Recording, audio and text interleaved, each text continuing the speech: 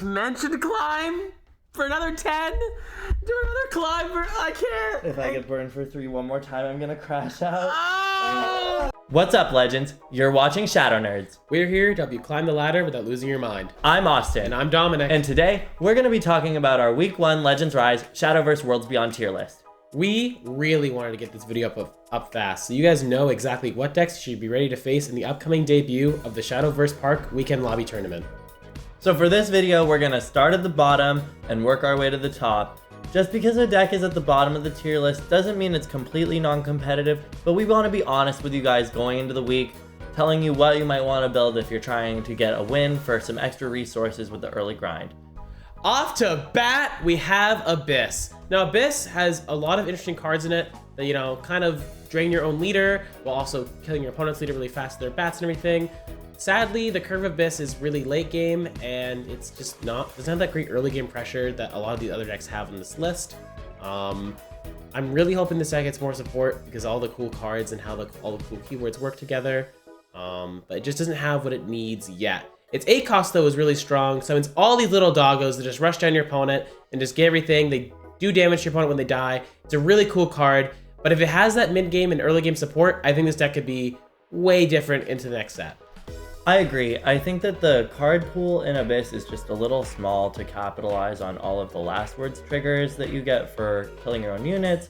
And then some of the reanimate effects I feel are a little overcosted for set 1. Maybe they were afraid of breaking it early, so they played it safe. But even sometimes, like, they'll bring back 2 ghosts and they'll swing face and they'll kill me when they super evolve 1. I don't know if you've had that happen. Like, it's pretty... I don't really play against Abyss that much, but it sometimes happens. Like, it's a fast deck. It can, if it has the right hand, it can kill you. I feel like once you understand all the cards though in Abyss, it's incredibly easy to play around and not really difficult to assemble your own game plan against them to get a very ahead and advantage. Shadow had a lot of potential in Shadowverse Classic, so I think with a deeper card pool, Abyss will probably get some love and find its way into the meta more, but for set 1, we wouldn't really recommend bringing this for a tournament. I will be excited for set 2 because I really love the rate cost. I love the dogs. Our next deck we have is actually also in Abyss, but we think it's 1 tier up right now just because it has a little bit more kill potential, and that is the self-damage burn Abyss variant that uses Rage of the Serpent and all of the like would-be wrath effects from Bloodcraft from classic Shadowverse.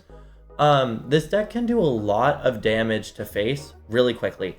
I've played against it a few times. It's not the most popular burn deck in the format. We'll get to that later. But this deck has some surprisingly powerful early game turns if it mulligans well. I've been to single digit life by turn 4 against certain Abyss Rush decks. They do hurt themselves, but there are cards in the class that give you life back, either draining with a bat or evolving the 2-drop that hurts you for 3 when it comes in, but heals you for 5 when you evolve it. I don't know if you have anything to say about this one. Yeah, I mean, this card's really good. It promises a lot of potential if they bring back the Wrath keyword, and also other burn cards in combination only cost 2, so it's very cost efficient.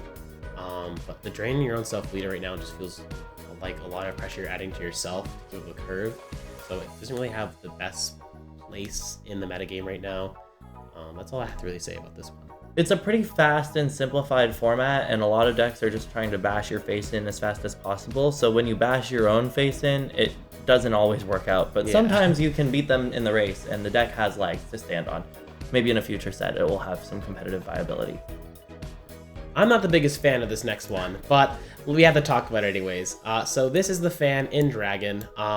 For 1 cost, you get to play out the fan, and then you can engage with it for 3, and you get to summon a 2/2 creature with ward, and give it Storm, which is a keyword that's the attack leader, obviously. So the issue with this card is, A, it costs a lot, not only in mana, but also in hand size. This deck already doesn't have a lot of drop power as it is, and you're really playing off hand to constantly bash your opponent's face in. This really doesn't help unless it's like completely endgame, or you need some line of defense for a cheap cost in your hands, like all these high mana cards. But if it's all these high mana cards, you're obviously just building your deck wrong. It has potential, but there's no really great discarding effects to it either, kind of like in the old Shadowverse.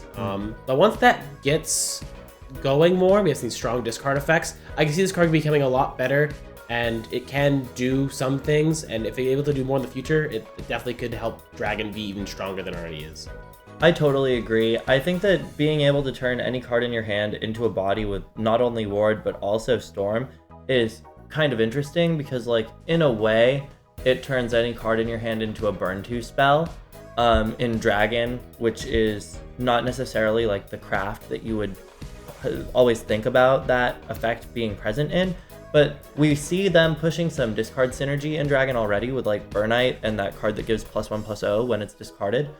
And so, like you said, in a future set, if they get another dedicated legend or like even a card that helps them equalize some of their advantage, like whether it gives them back a play point when it's discarded or, God forbid, draws a card, it could go up very quickly. Up next, we have another deck that, like, I actually like this one.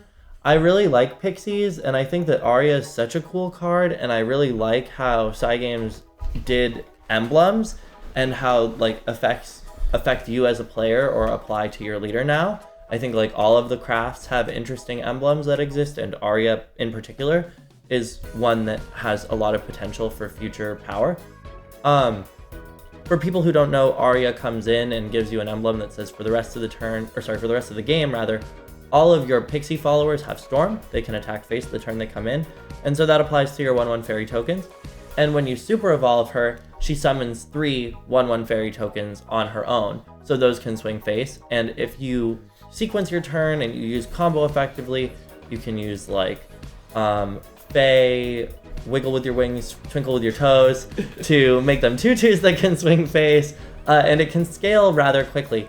The only problem is filling out the 40 for a dedicated Pixie list is kind of difficult, and going card for card with some of the more powerful strategies doesn't always work. We are in a very board-oriented format where control options are plentiful, and Apollo can 3-for-1 this deck regularly, turn after turn after turn, as a neutral card, and so there's legs to stand on, but it's not the best way to play Forest, and I look forward to seeing how Cygames fleshes out the archetype later in the future. I 100% agree. I think also the card costing 6, you have to play on the 6 like mana turn. Also gives it like some. It's really hard to play around. I'd say if this card was like a 5 cost, then it's definitely much more agreeing to it, because like that one extra turn to be able to get lethal means a lot in this game, and a lot of decks are able to get lethal really fast in these more optimized lists that we're seeing that coming out. People like playing more with the card pool, playing more in the game. But this card just costs a little too much for what it kind of does, and it's just.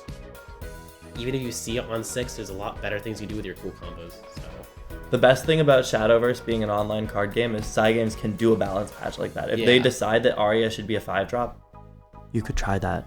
We would let you try that. You can try a 4-drop if you want to. No. 5 would be cool though. They can just patch it. On my 3rd turn going 2nd, I'm dropping Arya. Deal with it. Deal with it. This lasts for the rest of the game. Yeah. Starting off with the has potential tier, we have the End of the World itself, Ruler of Cocytus. Ruler of Cocytus, on play, at 10, creates an Apocalypse deck, which creates all these cards that cause the end of the world. You have a 1-cost 13/13, a 5-cost card that comes in, kills 2 things, a 6 defense, and deals 6 burn damage to your opponent's leader. A card that costs 6 that has Storm, there's a big old 10/10, and then a card that sets your opponent's life to 1. Ruler of Cocytus has a lot of potential and is definitely a staple in Havencraft and one of in Dimension. However, it's not really good in any other deck at the moment right now, just because how high the card is to play, and also the other decks being able to kill your opponent really fast with their own curves and cards in their card pool themselves. One thing we were talking about and thinking we might do a profile on later on is like a dedicated Dragon Ruler of Cocytus Turbo deck where we theory crafted a way you could hit turn 6 going 2nd, which has a lot of potential in our opinion, but I don't know if anyone's going to be brewing it for this weekend. Yeah, causes a lot of high roll, but just pretty funny in a LOL video. But yeah, this card's definitely a staple as a 1 of a getting Climb, just because you can draw so many cards and you can Dimension Climb into the Apocalypse deck itself. And also Havencraft, because it's the only way to end the game. And it's really good at ending the game in Havencraft because you stall your opponent so long. Right? Your life total's so high on turn 10, you're like, yeah, I can take 2 more turns, who cares? I'll play Olivia, I'll draw more cards. Yeah, Olivia plus a card in your Cocytus deck, the 13/13 or the thing that burns, is just incredibly broken. Or the thing with Storm. Yeah. Like, if you have the extra play point. Right? Oh yeah, you go up to 11. Yeah, really strong. Moving on in the has potential tier, we have Earthrune. This deck is actually kind of cracked out of the box for a deck that didn't get a dedicated legend. You look at Kuon, it supports Spellboost. You look at Anangrea, it supports Spellboost. You look at Dimension Climb, obviously it's a Spellboost card. Dirt Rune did not get a single legend in set 1 that was dedicated to it, and the deck still performs pretty well. I have this built, I've been playing it on ladder. I don't have the best win rate on it, but I think that's probably my problem and not the deck's problem. There are some really cool dedicated evolve effects in the engine. I don't know if you've played much against it. No, I played very little against it. I think it was in the Spellboost pipeline right now. Right. Play the legendary cards. Dimension Climb! No! Dimension Climb. But really, if you're a budget player, or if you want to just try something else with your rune cards, I would highly encourage you to try building Earthrune. Like, I think it's a really neat deck, and with future support, it will get even better. What I really like about the deck is it's really two, honestly, first turn strong plays, either just drawing a card or drawing a card and playing the rune thing itself. You just have a lot of consistency. There's a lot of merit to consistency, especially in all TCGs just in general, because we're playing a card game, guys. We need to see cards to play. True, it's a video game, but at the end of the day, it's a card game. So I definitely want to try out this deck a little more. Like Austin's already tried out a lot. Just play around with it. It just seems like a fun deck to play with and surprise your opponent with all the cool earth things you can do. Summon a lot of golems and just have a good time. There's so much free ward in the deck. So much free ward. Ward's such a strong keyword. If removal wasn't so prevalent in set 1, this deck would probably be up a tier. Maybe we can see in the future barriers for our ward guys who summon. If we can get barriers effects, barrier and ward in the barrier same on all of your clay golems would go so really far. Nice. Anyway, we'll jump up a tier. I'm gonna introduce dedicated artifact portal. This is the make value, actively craft all 3 of the pieces, and then on turn 10 I make the guy and I play him and I hit you and I kill you.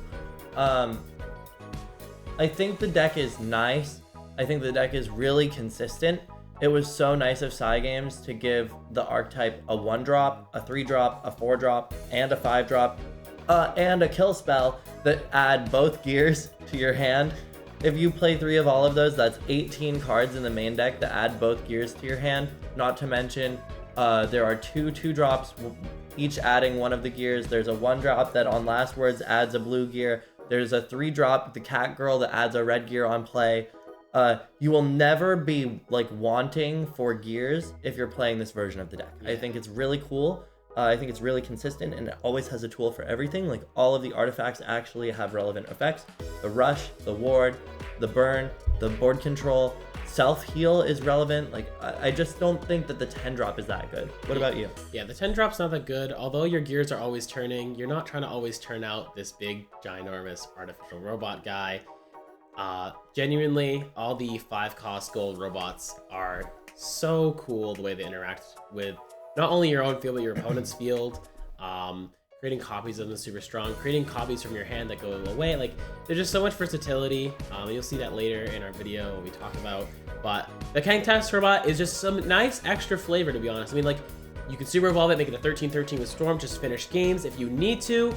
But if you're playing the deck perfectly with a perfect curve, you don't always get to turn 10. It's just nice to have as an option if your games are really grinding, your opponent's able to respond. You're like, okay, I have this 1 super evolve left. I'm gonna bash your face in. Might as well kill him if you have it, right? Moving on. Yeah, moving on, we have the Puppets part of Portal Craft. What I really like about Portal is it takes a deck and just creates these 2 variations of them. We obviously the best card representing Portal, or not Portal, but best card representing Puppets, in my opinion.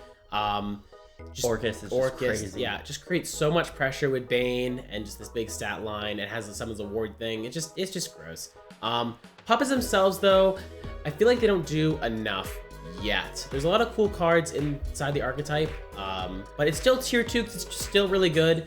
They're very cheap. You can just remove your opponent's board with ease, especially with the 2-cost thing that gives all your puppets Bane on spawn. Just super nice if you're able to generate puppets of the chamber, I believe it's called.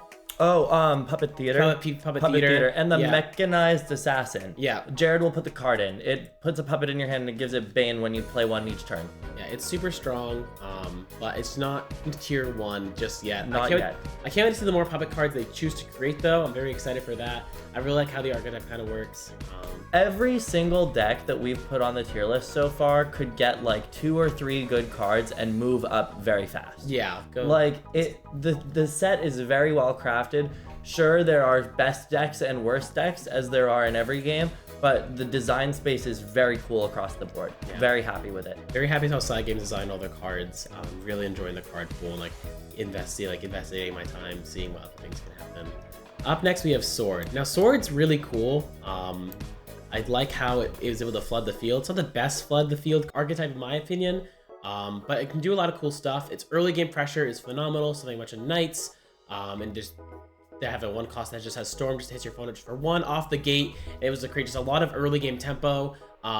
You have Albert himself, which at 9 is just a beast at removing bodies and swinging twice when you super it, or just normal evolve it. Just really able to get that burn and chip damage in. If your opponent's not able to respond to it, it just 12 damage is a lot of damage immediately. 13 with a quick blader. Yeah, if you don't have anything ready on board with ward on it that have can sustain at least 1 attack from this character, or have a way to respond to it, or able to get lethal next turn, Sword just got you like that. They can put you on the back foot very quickly. Back foot. The only issue I have with Sword is its curve is not as nice as the next deck that I'll let Austin cover it real quick. Yeah, I was gonna say about Sword, like there are so many good individual cards that when we get set 2, I know we keep saying this about all the different decks, but like once we slot out some of the worst cards in the deck and they get just like a little bit better, things like Amelia, adding 2 followers to your hand and refunding half her cost, it's like, yeah, you can play that and play like maybe a luminous card that's good, but like when every follower in your deck is cracked,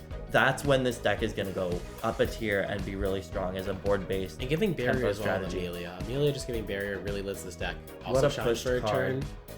But I still think it's tier 2 because there's a lot of ways to deal with the barrier wording. And individual card quality isn't quite there yet, in my opinion. Moving on, we have like a more conventional combo forest list. We already talked about Pixie Forest. This deck is probably a little bit more in the vein of like Lambent Karn, Godwood Staff, Roach, Carbuncle Turbo. I think like when you cut all of the excess fat, where you're like, I'm removing the high cost legends from my deck. I'm removing the dedicated Pixie strategy, like with Amataz and with Arya, because I'm not getting the combo count out of my play points that I need to facilitate actually killing my opponent in the game of Shadowverse. The deck becomes so consistent and so low to the ground and so recursion oriented. You would think that in a board control based format where like the best decks in the game have a lot of removal options, something like Forest Combo would crack under the pressure and go down a tier. But Godwood Staff is such an incredible card that you're just like, I'm going to present a board and I'm going to hit you. It gets answered. Oh no, I drew 2 cards on my last turn, so I'm going to draw a card for turn, I'm going to present a board, and I'm going to hit you. What now? Yeah. Like, you have a limited life total, and Forest just keeps turning its wheels and bouncing cards back to its hand and playing them again. It's a very strong deck in my opinion. A little bit more brewing on the side of the players, because again, this is a pretty skill-oriented deck to play. And a little bit more time in the oven from Psy Games for dedicated combo support, and I think we have a really strong deck on our hands. Yeah, the Forest is really strong. I like how every card works. I like how combo oriented it is. Just so much pressure it can be created. We were talking to a friend today, actually. They're even playing the 2-cost neutral body that on the 4 mana turn, it just becomes a 5/5. You evolve it next turn, just looking for 7 super early. It's just super good, and you go second, you can play it on your 3rd turn, your opponent can't even evolve into it. So it's just a 7 cost, just gonna hit in your face really easily. Get clapped by that this weekend. I can see, honestly, that card becoming a staple in a lot of these aggressive decks, to be honest with you, just because how strong a 7/7 truly is on your 4th turn of the game, just going second. But yeah, Force is just definitely a more consistent version of Sword, and in not only damage, but also card value. You're constantly adding fairies to your hand. The Staff just lets you get cards you're having to combo. Staff. And you just are always constantly... And Lambent Karn. Yeah. Like, all of the emblems in Forest are very good. I think honestly you can make an argument for Force being bottom of tier 1. Or sorry, amulets. Yeah, Right now, it's like somewhere between here. Yeah. That's why we have it at the top of tier 2. One thing before we move on from tier 2 to tier 1 that I want to say is when we were covering Portal and Sword, we didn't talk about the fact that both of these decks have dedicated 4-cost kill spells that advance their win condition. Yeah. Bullet in Portal adds both gears to your hand, and the Sword Slash makes a Knight token, and that's pretty good. Really good. It lets you play around like what the archetype's trying to do, and just kill spells in this game are very strong.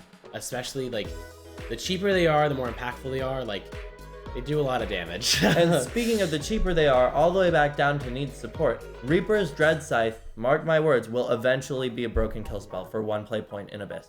Not this set, but later on, mark my words. It will get very good. And to speak on about kill spells, we have my main deck that I'm playing right now. I want to explore other things, but we have Havencraft. Havencraft, I love you so much already.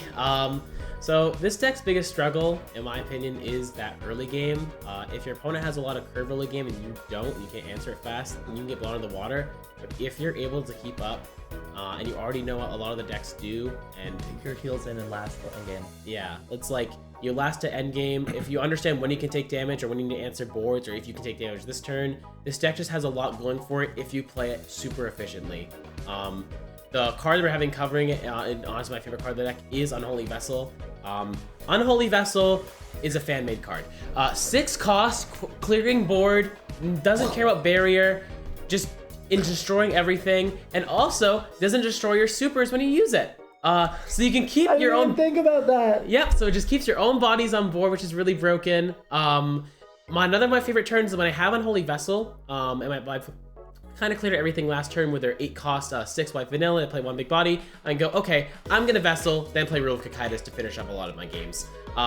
Pretty much saying I have endgame, you're out of your evolutions, and I temple them out. Answer this or lose. Yeah, another card a lot of people are playing is not a lot of people are playing yet is the 2-cost engage +1/+1/+1 recovery point to your own leader. Not only making your little bodies of board even stronger. I can make Vel, by the way, at 1/3. It's really fun. But also just like having a way to have a heal system that you can do every single turn. It's like having resources that aren't in your hand, which is just a really strong thing in a game like this for sure with like max hand size. There's so many control cards in Haven. It's not Vessel, Selefa, like, oh my god. Selefa is broken. Ward, because there's your story, you evolve it. Just a mini board clear. Really good on tempo. You're just really just trying to survive, understand when you get hit, and when you can't get hit. And if you're able to do that perfectly, you should win every game. Feels good, man. Feels pretty good. Up next. Yeah, up next we have Dragon. This deck is probably one of the easiest decks I've played in any TCG ever. And also is very strong at the same time. Yeehaw! You are just playing a body, and some of your bodies can't get hit because of the Intimidate keyword, which is generally one of the strongest keywords in the game. Fair and balanced. Which makes very fair and balanced for sure. Intimidate doesn't allow your opponent's creatures to attack into your creatures that have Intimidate, which is just super strong. And also it looks really cool with a green aura around it. You're just constantly chipping in, you're just assembling lethal, you're creating your mana curve to go up so you can play higher cost cards super fast. And as soon as you hit overflow, you just storm over and over again. Your opponent just can't keep up if you're able to get there. The only issue with the deck is its consistency. If you come for Pokemon, it's the Lugia V-Star of this format. Deck sometimes can be a little bricky, but its upside is when it's not, it just wins. So who cares, right? Yeah, you're like ramp on turn 2 because I'm going second, ramp on turn 3 because I have another copy, ramp on turn 4 because I have Lufang, evolve her, like I'm in overflow. You've taken a bunch of damage. Lufang hits 5/5 stat line when I evolve her. We were talking about Indomitable Fighter being good. Like Lufang has the same stat line when you spend the Evo point and she ramps you. Yeah. Good card is good. Yeah, good deck is good. Forte's broken. Intimidate and Storm should never be on the same card. And this deck has 2 of them. Ifa and Forte both have Storm and Intimidate. Which is insane. Actually wild. Yeehaw! Check out Built Different Dragoncraft going up this Friday. Yeah. Can't wait for that video. Up next, rounding out tier 1, we have what we would consider to be like the gatekeeper deck of the format, right? Like if your deck has a bad Spellboost matchup, it probably won't do very well in the set 1 format because of the prevalence of Spellboost, because all of the rune legends are targeted support for this very strong deck that will kill you out of nowhere like 5 different ways if you let it. And it doesn't even always have to be on turn 10, although that is when it does it the most consistently. It can do it as soon as it meets the conditions, and there are a lot of good ways to do that, and it is the deck that plays generic draw support the best out of any deck on this list, because generic draw support advances its win condition, and it has control, and William is a fan-made card. I feel like a lot of the cards in this archetype are fan-made cards. And even Penguin is playable, which is like, wow, Penguin is gonna get Havencraft immediately in the next set, and it's still better than like any Abyss card ever. Yeah. This deck is definitely one of the most consistent decks in the format. Every card, like Austin said, just draws a card, and also spell boosts your hand when you draw cards. And you just get to keep playing spells that keep spell boosting and keep drawing, and it just becomes way too much to handle at a certain point. I've had games where I've been dimension climbed twice in the same turn, both costing 0. It's been fun. No, it hasn't actually. I played against a lot of variations of the deck, and just like seeing a lot of the different voices, and just like it can do almost anything. It feels like with the correct amount of spell boosting hand. The only issue is like getting the cards in the hand, but you're playing so much draw cards, it's not really that big of an issue. Sometimes on turn 1, you're like, yeah, I could Foresight, but I'd rather just pass because I want another card in my hand to spell boost with the Foresight. Yeah. Like, it can play fast, it can play slow, it can play control, it can play like a million card draw. It is a very flexible strategy. Yeah. Big fan. And the twins, broken. Oh, my Anne and Greya. Anne and Greya is a very good mid-game option. Ooh. That just creates a lot of defense and a lot of aggression at the same time. Drawing and spell boosting on the same card. With the early play point, too. Yeah, is like, just so phenomenally insane. But not as phenomenally insane as what we consider the BDIF. Bet you didn't expect Torso Turbo. Yeah. Do the pose. We love Torso Turbo. Get my torso up, baby. So Torso is the artifact in the artifact deck that just burns for 3. You know, I mean, if you have 1 of them, you burn for 3. You have 2 of them, you burn for 6. You have 3 of them, you burn for 9. So there's the 8 cost super can just summon 3 copies of this card from your hand. If you have them in your hand, you get them. Yep, and here's just 9 damage. And there's a 5-drop spell that plays 2 temporary copies of it, which may as well just be a 5-drop spell that reads, deal 6 damage to your opponent's leader. A spell that you can do on turn 4, technically, with all the ramp of gears you have into your hand. Also, you can play Ominous Artifact Lambda, which is the board control one, which hits all of their followers for 3. So you can do like 6 to face, or 3 and 3, or 6 to board, or play 2 heads and heal yourself 6. Yeah. And then Alouette, the 5-drop monster, comes in, adds both gears, and then you evolve it, and it plays a 5-drop or lower from your hand, but it's not temporary. So you're like, I can play the head, and if you don't answer it, I heal every turn for 3. Or I can play the torso, and every turn I hit you for 3. And its stat line is really strong. They all have good stat lines. Like it feels a little too strong. Having 4 defense on a 5-drop that you just summon for free, getting 10 cost worth of value. Yeah, you can figure that one out for yourself. If we get a neutral follower that comes in and gives the leader 1 instance of barrier, I think this deck gets a lot worse. Like, because there are dedicated turns where it's like, I'm going to play this thing, I'm going to do 2 instances of 3. It's like, okay, well, 1 of the instances of 3 is gone on my 2-drop that gives my leader barrier. Maybe that's too broken. Comment down below if you think it's too broken to have a neutral follower that gives your leader barrier on play. Maybe it slows the game down a little. Maybe that's a good thing. Maybe I'm coping.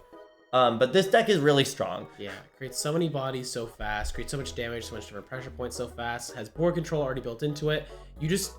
Again, like we talked about the big robot, like yes, it can come up, but you're really just building for these really powerful 5-cost golden boys, and you're ending the game Torso Turbo pretty fast. The torso is just a fan. There's no way to protect yourself. Like my biggest criticism of this card in particular, and I'm not even complaining because I don't think it's like the best deck in format by a mile. I just think it is the best. Is there's no way to interact with the temporary copies that come out off of the Doomrite summoning, Doomrite incantation, the silver 5-drop that plays 2 temporary copies, because the burn 6, turn after turn, combined with Alouette, combined with the consistency of the fact that there are 18 cards in my main deck that add both gears to my hand, and all of these may as well be Yu-Gi-Oh! Extra deck monsters. Like, it's just really, really good. It's just really, really good, guys. You're gonna play against this a lot this weekend. You don't really need a lot of legendary cards to make this deck function. You just play as many Ralmias as you can afford to. And then everything that adds gears to your hand is gold or lower. Yeah, it's just really... it's not only budget, it's not only consistent, it's not only powerful, it's just everything. It's everything you want from a deck, and it's a really good BDIF to start off with set 1. We saw a tweet that was like, you need $500 to build a meta deck in Shadowverse Worlds Beyond, and the best deck is a budget deck. Yeah. And I would argue that Rune is a really good budget deck. Or sorry, Dirt Rune specifically is a really good budget deck. Rune, not so much. A little bit though, but close. There are builds of Forest that can be budget too. Yeah, like, Forest can be very one of our teammates was playing a 0 Legends Forest list for a little while. And Zero. Had success, and it still can. I mean... But with that being said, our turn's over. Your turn's next. Hit us with a like and subscribe combo if you want the run back. And we'll see you guys next time. Drop that notebook on me again, Daddy.